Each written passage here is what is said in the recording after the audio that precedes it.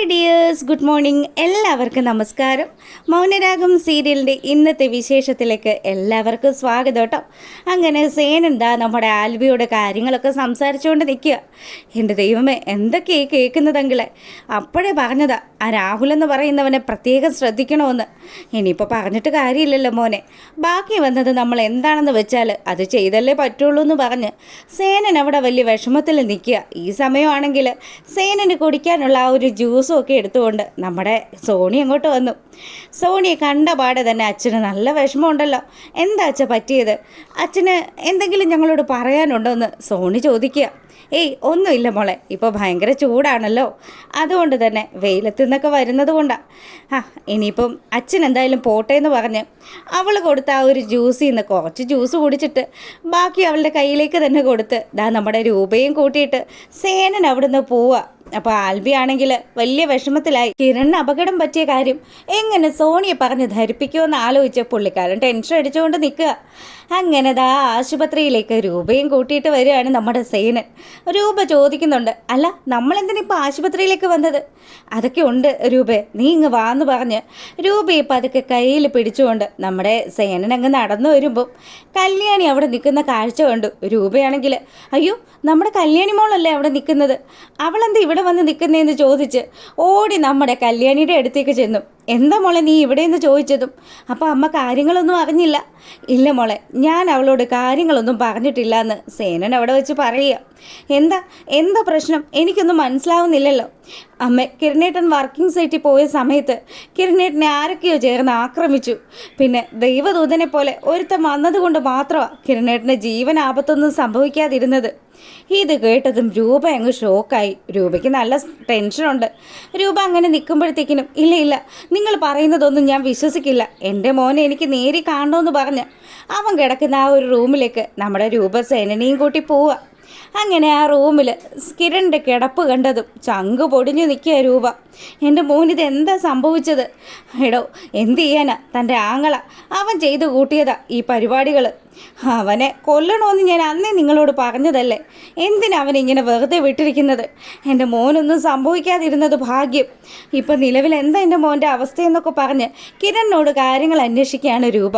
ഈ സമയമാണെങ്കിൽ അമ്മ വിഷമിക്കുകയൊന്നും വേണ്ട, എന്നെ ആരൊക്കെയോ ചേർന്ന് ആക്രമിച്ചു എന്നുള്ള കാര്യം കിരൺ അവിടെ വെച്ച് സമ്മതിക്കുക.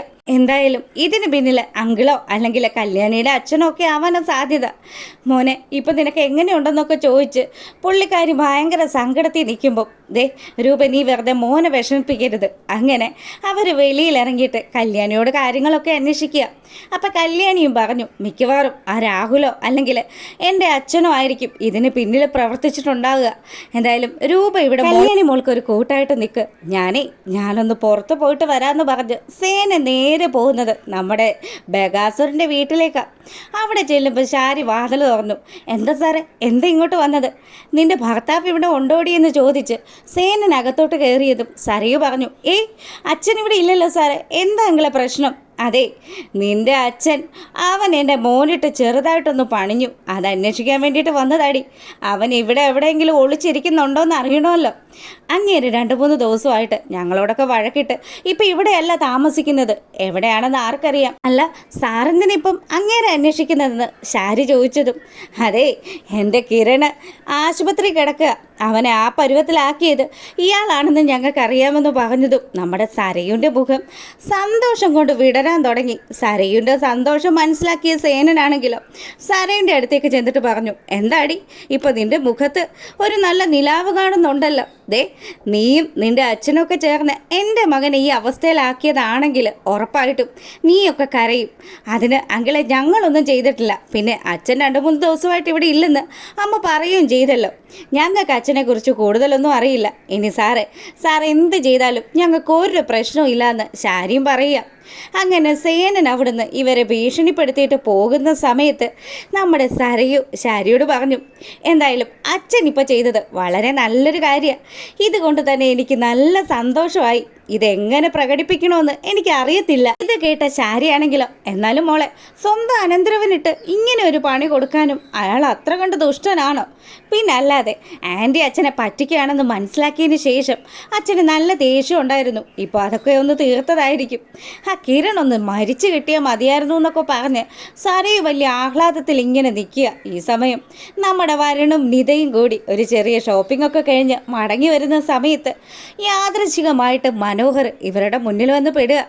കാറിൽ നിന്ന് ഇറങ്ങിയതും നമ്മുടെ നിതയും അതുപോലെ വരുണും കൂടി ദേ വരുന്നത് ആരാന്ന് നോക്ക്. ഓ ഇവനാണല്ലോ, ഇവനെങ്ങാനും ഇനി വരുണേട്ടനെ തിരിച്ചറിയോ എന്ന് നിത ചോദിക്കുക. ഇത് കേട്ടതും വരുൺ കയ്യിൽ കരുതിയിരുന്ന മാസ്ക് എടുത്തു വെച്ചു. നീ എന്തായാലും അയാളോട് സംസാരിച്ചിട്ട് വാ, ഞാൻ അവിടെ വെയിറ്റ് ചെയ്യാമെന്ന് പറഞ്ഞ് അവൻ നൈസായിട്ട് അവിടെ നിന്ന് പോവുക. ഈ സമയമാണെങ്കിൽ ദാ നമ്മുടെ മനോഹർ നിതയുടെ അടുത്ത് ചെന്നിട്ട് അല്ല എന്നാ ഉണ്ട്, ആരും ഇപ്പോൾ അവിടെ നിന്ന് പോയത്, നിൻ്റെ പുതിയ കാമുകനാണോടി എന്ന് ചോദിച്ചതും അതേടാ അതിന് നിനക്ക് വല്ല പ്രശ്നമുണ്ടോ? ദേ നീ ഇപ്പോൾ ഒരുത്തിയെ കറക്കിക്കൊണ്ട് നടക്കുന്നതും അവളെ കല്യാണം കഴിക്കാൻ പോകുന്നതും ഒക്കെ ഞാനും മനസ്സിലാക്കിയിട്ടുണ്ട്. എന്തായാലും നിന്നെപ്പോലെയുള്ളൊരു തറയുടെ കയ്യിൽ നിന്ന് രക്ഷപ്പെട്ടല്ലോ, അത് തന്നെ ഏറ്റവും വലിയൊരു ഭാഗ്യമാടാന്ന് നീത നമ്മുടെ മനുവിൻ്റെ മുഖത്ത് നോക്കി പറയുക. ഇത് കേട്ടത് മനോഹറാണെങ്കിൽ ഓ നീ അങ്ങനെ അങ്ങ് രക്ഷപ്പെട്ടെന്ന് ആരാ നിന്നോട് പറഞ്ഞത്? എടാ ഒരർത്ഥത്തിൽ നിന്നെ കല്യാണം കഴിക്കാതെ പോയത് എൻ്റെ ഭാഗ്യമല്ലേ. നീ എങ്ങാനും എൻ്റെ ജീവിതത്തിൽ വന്നിരുന്നെങ്കിൽ എന്തൊക്കെ പ്രശ്നങ്ങളുണ്ടായേനെ. ഇപ്പം നീ കാരണം സങ്കടം അനുഭവിക്കുന്ന സ്ത്രീകളുടെ കൂടെ ഞാനും കരഞ്ഞു പിഴിഞ്ഞ് നടക്കേണ്ടി വരില്ലായിരുന്നോ? അത് കാരണം എനിക്ക് നല്ല ആശ്വാസമുണ്ട്. ഓ പിന്നെ നിന്നെ ഒന്ന് മുട്ടിയൊരുമി നടന്നു, അതിൻ്റെ ഒരു വിഷമം മാത്രമേ എനിക്കുള്ളടാ. എടി നീ അങ്ങനെ അങ്ങ് തിളക്കിയൊന്നും വേണ്ട, എൻ്റെ തൊഴിൽ ഇതാണ്. ദേ നിന്നെ പോലെയുള്ള പല സൈസ് പെണ്ണുങ്ങളെ ഹാൻഡിൽ ചെയ്തവനായി ഞാൻ. ഓ ആയിക്കോട്ടെ, നിൻ്റെ ഈ വിധ എല്ലാ രഹസ്യങ്ങളും നീ ഇപ്പം പോയ ആ പയ്യനുണ്ടല്ലോ കല്യാണം കഴിക്കാൻ പോകുന്നവൻ, അവന് ഞാൻ പറഞ്ഞു കൊടുക്കൂടി. അങ്ങനെയാണെങ്കിൽ നിനക്ക് ഞാൻ നമ്പർ തരാടാ, നീ അവനെ വിളിച്ചറിയിക്ക്. അവൻ നിന്നെ മനസ്സിലാക്കി തന്നെ ജീവിക്കുന്ന ഒരുത്തനാണെന്ന് നീത നല്ല ദേഷ്യത്തിലും അതുപോലെ തന്നെ നല്ല കോൺഫിഡൻസോടു കൂടിയും മനോഹറിനോട് പറഞ്ഞതും മനു അവിടെ എലിവാണം നിൽക്കുന്ന പോലെ നിൽക്കുക. അവളാണെങ്കിൽ അവളുടെ കാമുകനോടൊപ്പം അവിടെ നിന്ന് പോവുക. ഈ സമയമാണെങ്കിലോ നമ്മളെ കാണിക്കുന്നത് നമ്മുടെ രാഹുലിനെയാണ് കേട്ടോ.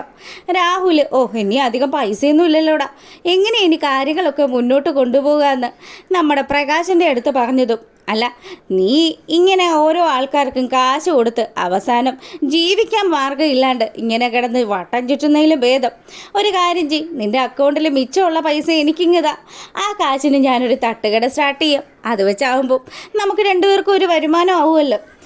അതൊക്കെ ആലോചിക്കാമെന്ന് പറഞ്ഞ് ബഗാസുരൻ അവിടെ ഇരുന്നതും വിക്രം വലിയ സന്തോഷത്തിൽ അങ്ങോട്ട് വരിക. വിക്രത്തിനെ കണ്ടതും പ്രകാശൻ ചോദിച്ചു, എടാ മോനെ ആശുപത്രിയിലെ കാര്യങ്ങൾ എന്തായി?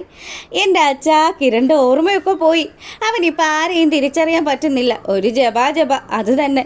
എന്തായാലും നമ്മൾ ആഗ്രഹിച്ച പോലെ തന്നെ കാര്യങ്ങളൊക്കെ നടന്നല്ലോ. ഇനി എൻ്റെ അടുത്ത ലക്ഷ്യമാണ് സേനൻ്റെ നെഞ്ചത്ത് റീത്ത് വയ്ക്കണം, അതെൻ്റെ ഒരു ആഗ്രഹം തന്നെയാണെന്ന് രാഹുൽ അവിടെ വെച്ച് പറയുന്നതൊക്കെയാണ് ഇന്നത്തെ വിശേഷത്തിലുള്ളത്. എന്തായാലും ആരാരുടെ ദേഹത്ത് റീത്ത് വെക്കുമോ എന്നുള്ളതൊക്കെ കണ്ട് തന്നെ അറിയണം. അപ്പോൾ നിങ്ങൾക്ക് വീഡിയോസ് ഇഷ്ടമാകുകയാണെങ്കിൽ ഒന്ന് ലൈക്ക് ചെയ്തിട്ട് കാണുക.